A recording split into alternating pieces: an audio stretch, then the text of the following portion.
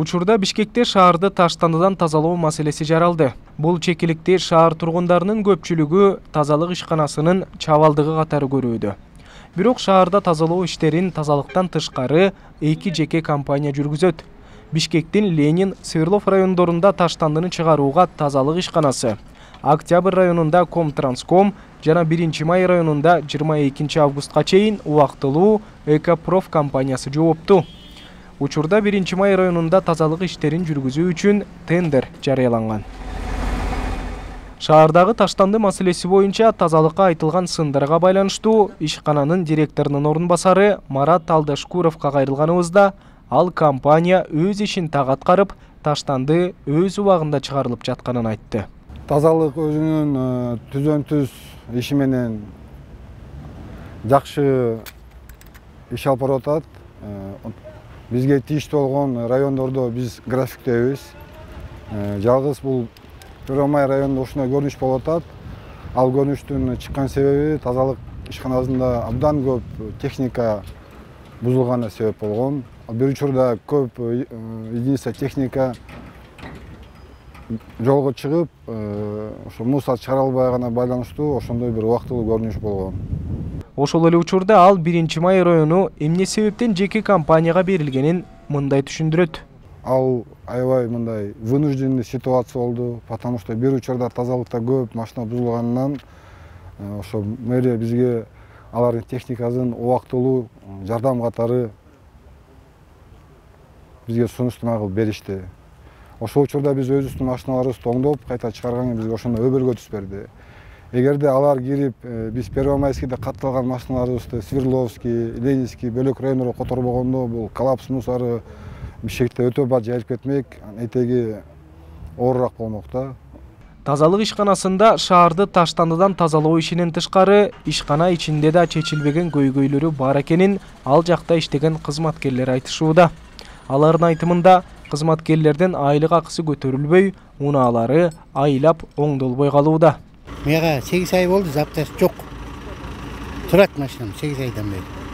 Ар кимдин машинасын айдап жүрөм. Мэр келгенде ошо мен монтендеп кеткен. Эч нерсе кылган жокмун. Жылыш да болгон жок. Керек болсо mo балдардан сурагыла. Бир жылыш болду, ооба, мен момду алдым. Ооба көтөрүлдү деген бир баланын айлыгын көтөргөнүн же бир мондай эме кылган наоборот жок. Жок. Кызматкерлер унааларга керектүү тетиктер алынып келбейт дегенден тышкары, 1-Май районунда таштандыны чыгаруу иши жеке компанияга өткөнүнө нааразы. Ошондой эле алар эмнеге жеке компания алардан май куюп кетип жатат деген суроо беришүүдө. Көрүп атасыздар азыр.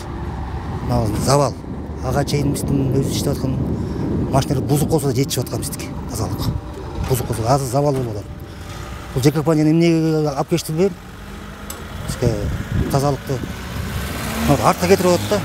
Өткөндө келип бизден заправка кылып атышат, алар наоборот кайра келип. Биринде маштап кетти деген, экинчиден кийин уже заправка бизден кыла башташты заправканы. Тазалыкта эмне кызыкчылыгы бар билбейм, аларга заправка кылып берип.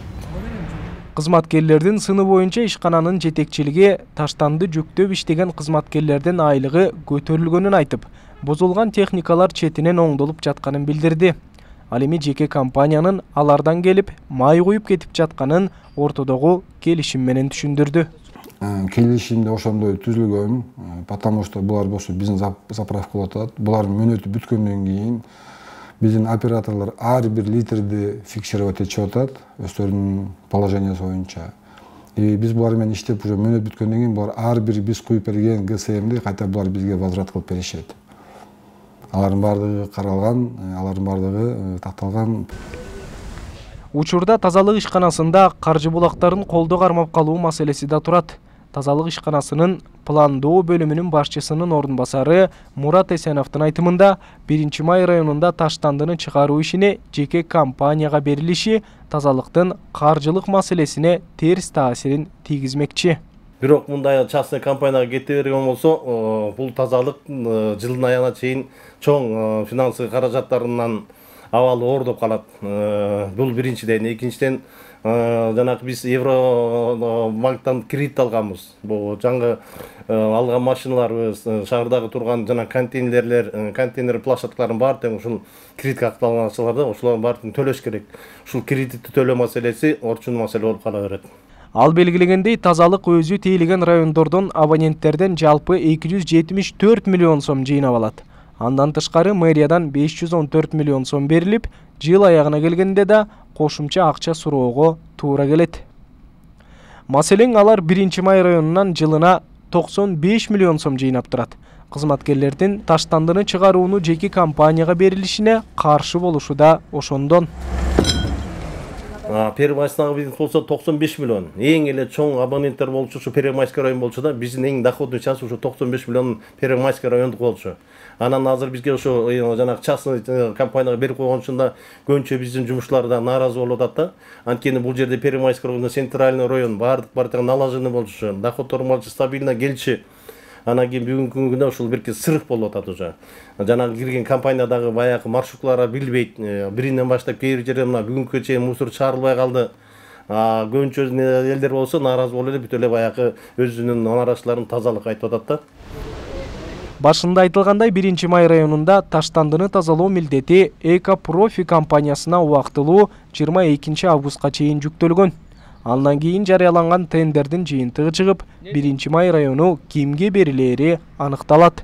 Тендерге арызды тазалык ишканасы да калтырган. 22 августта ошо катышкан тендердеги жеке компаниялар ошо жеңүүчүсү аныкталат.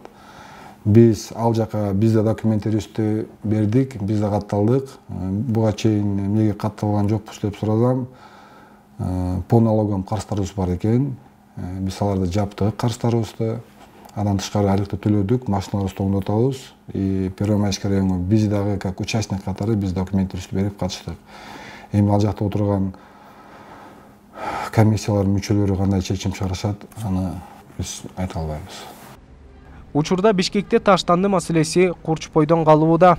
Ал арада тазалыкта ишкана ичинде чечилбеген маселелери болсо, бир жагынан 2 районду тазалоо милдетин алган жеке компаниялар иштин көзүн таба албагандай сыяктуу.